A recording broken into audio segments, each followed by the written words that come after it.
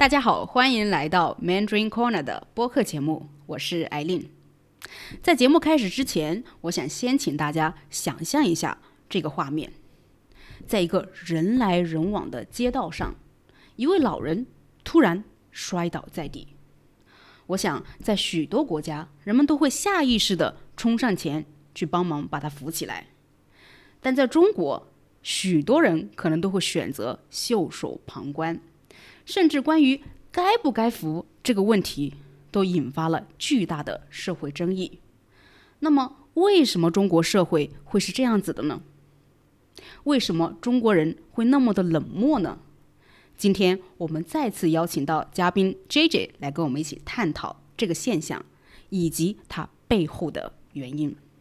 Hello， 艾琳 ，Hello， 大家好，我们又见面啦。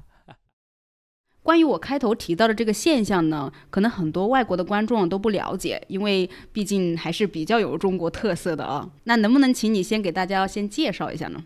当然可以啊。那在我们今天正式进入这个话题之前啊，我想先请艾琳还有大家先看一段近段时间在中国发生的真实事件的视频。你看，一位老人，这个老人80多岁了，然后突然就摔倒。哇，他看起来年纪好大哦。是的，旁边是不是非常非常多的车直接选择了绕道而行，而路人也走过，甚至于就看了一眼就转头走了，连慢下来的脚步都没有，更别说停了。然后后来呢，这个老人慢慢的有意识了，他想站起来。对，他好像醒了。对，但是他挣扎没成功，因为确实没力气。那这个时候，一名环卫工人看了一眼，然后走掉了。但实际上，这位环卫工人走掉了过后呢，就是他是去拨打电话去了。如果没有这个环卫工人，哇，那他还在那里待多久？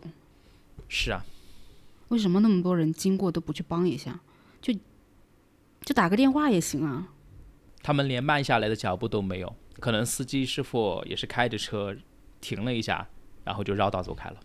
我觉得中国社会不知道为什么特别害怕去扶老人。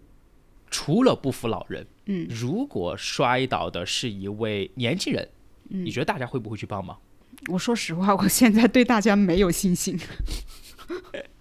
那我想请大家还有请你看第二段视频。这个孩子16岁，然后他摔倒了是吧？对，喝了酒摔倒了。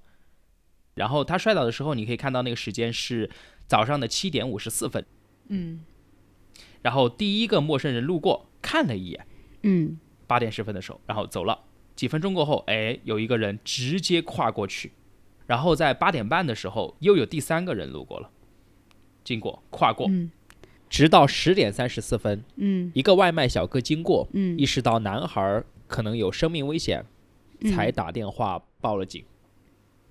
但是当120和民警到达现场的时候，这个16岁的男孩已经没有呼吸了。根据法医的初步判定呢，这个男孩是摔下楼梯的时候撞击了头部，引发了颅内出血，最终导致了死亡。就如果有及时的救治的话，还是可能会被救起来的。我最震惊的就是他们可以直接跨过去，从他的身体上跨过去，好像他就是一个物件，或者说一只死的狗，一只死的猫一样。是的，所以说这已经成为了一个社会现象，而且引发了非常广泛的讨论。对，没错。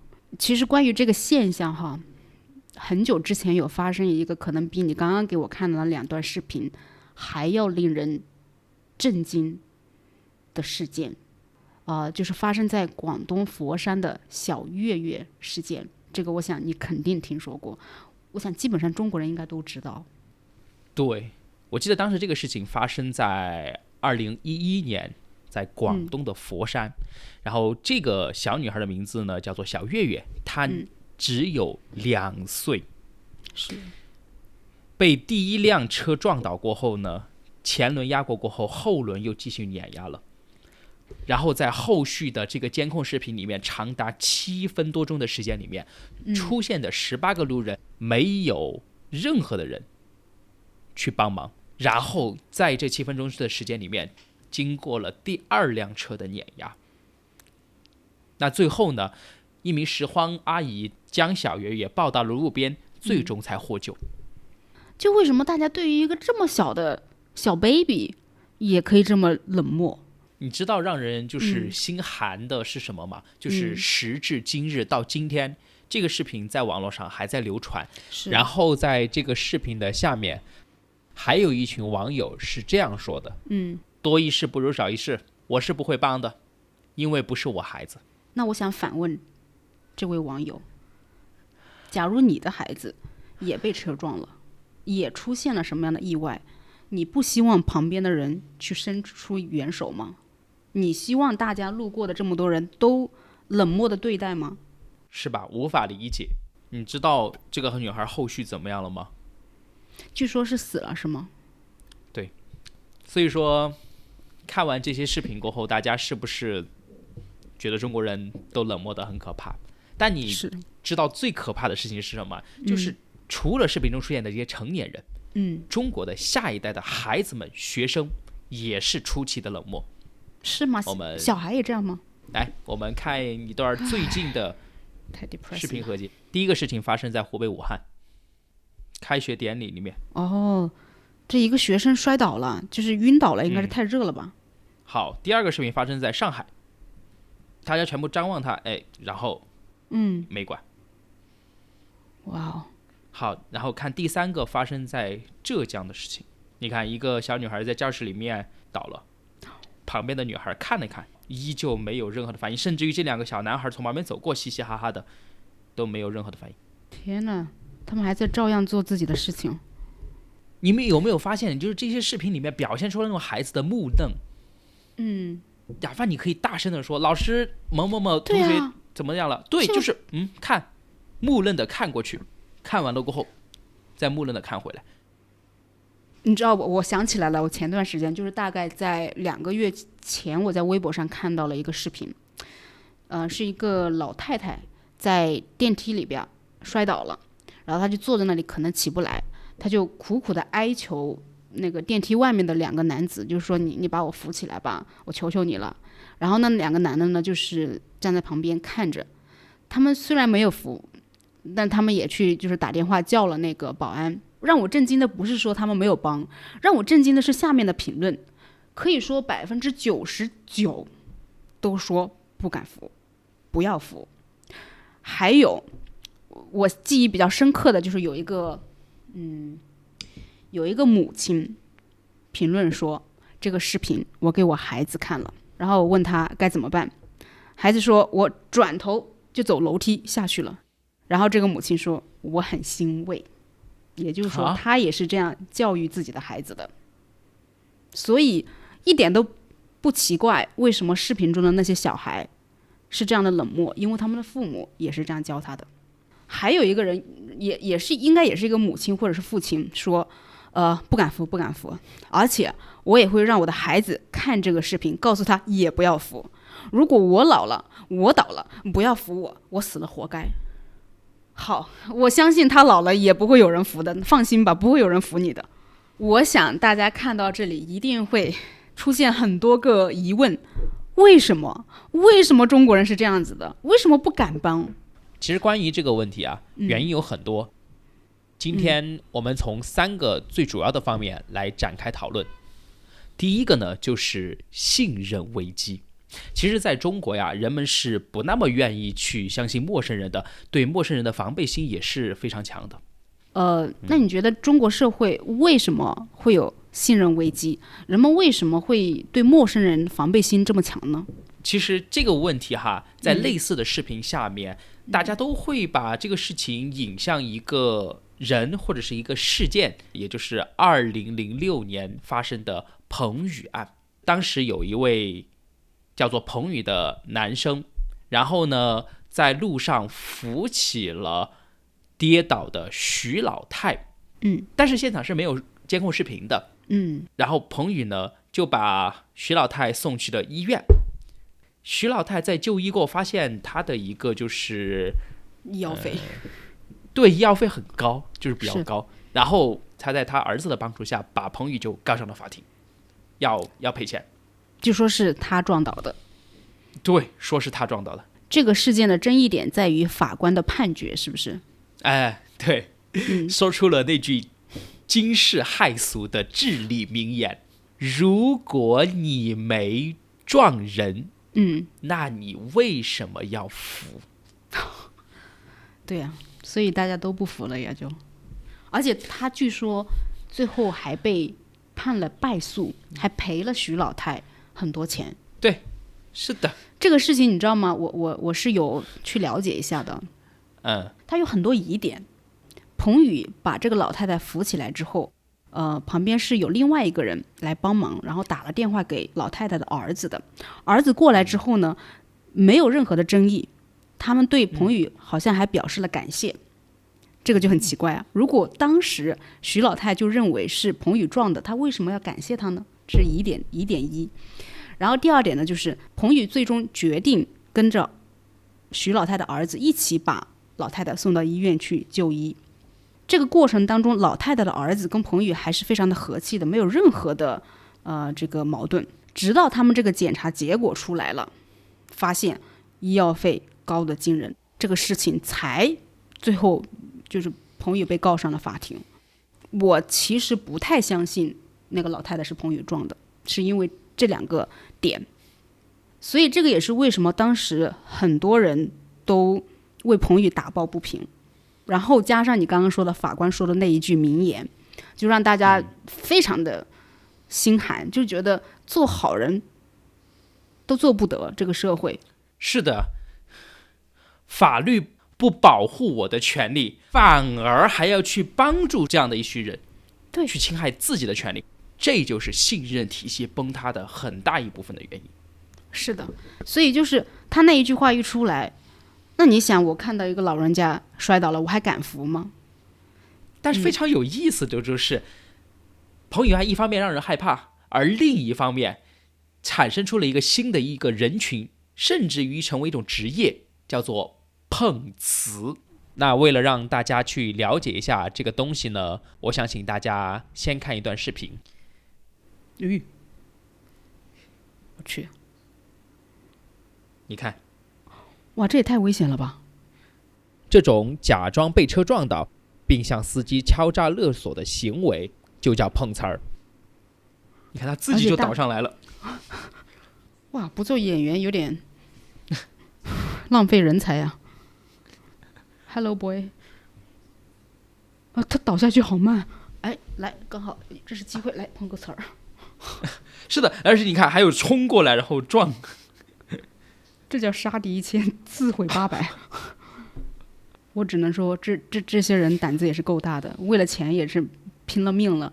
这些车万一没看到，万一直接撞过去了呢？那不是就是真的被撞死了？对，你知道吗？就是彭宇案对社会的影响是非常非常深远的。为什么？就是为什么彭宇案会让大家去碰瓷呢？我想不通。是因为这样的一群人了解完了彭宇案，然后发现好像有利可图，因为只要找个没有监控的地方，只要我假装让被你撞倒，你就会赔我点钱。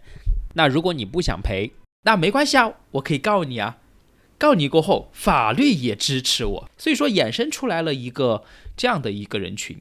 而且近20年来，这一类的骗局经常在新闻上看到，所以大家就很恐慌，也引起了大家对于陌生人的那种不信任感。那下面我们就来说中国人会这样的第二个原因，那就是现在很多中国人的道德感都不强。那么你认为为什么中国人道德感不强呢？当然我说的中国人不是指所有的中国人，肯定就是指普遍来说吧啊。这个还是跟社会发展和受教育程度有关系，因为最近的这几十年，义务教育才慢慢开始普及，人的素质才慢慢开始提升。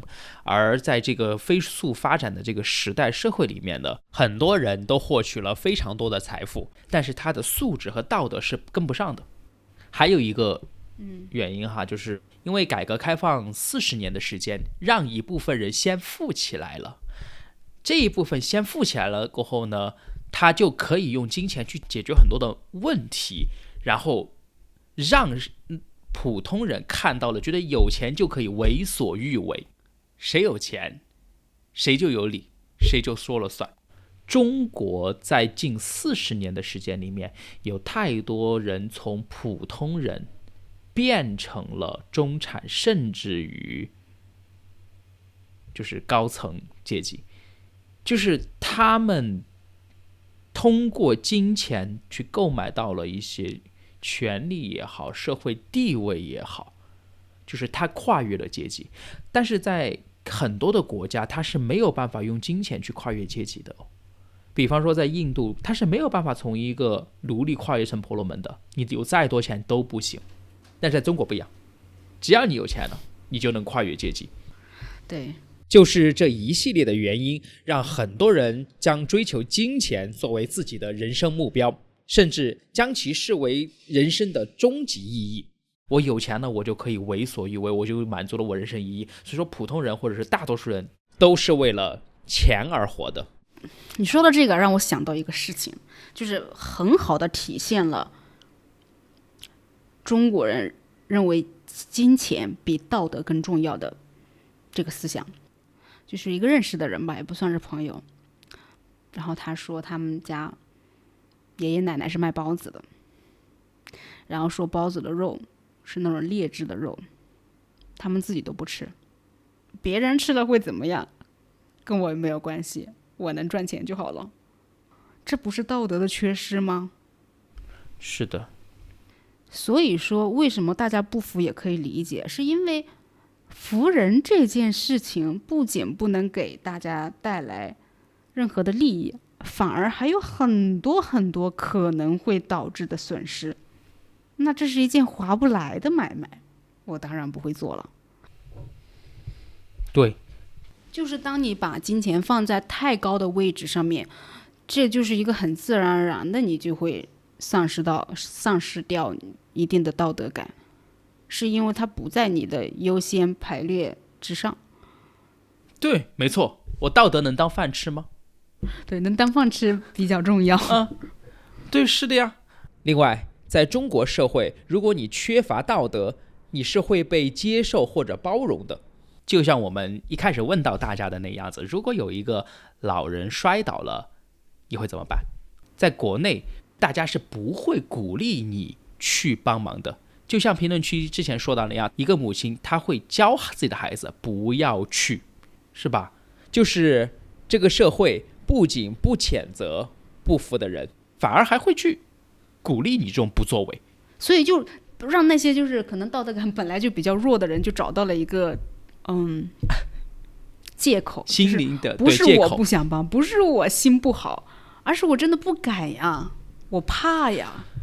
对，我感觉在国外社会是不允许你不去帮忙的，对吧？就是如果你不去，你身边的人就会认为你不道德，是吧？人品不行不愿意跟你合作就是社会也好，身边人也好，他们都会成为一种无形的道德约束力是。然后最后呢，想要跟大家分享和讨论的就是法律的不健全。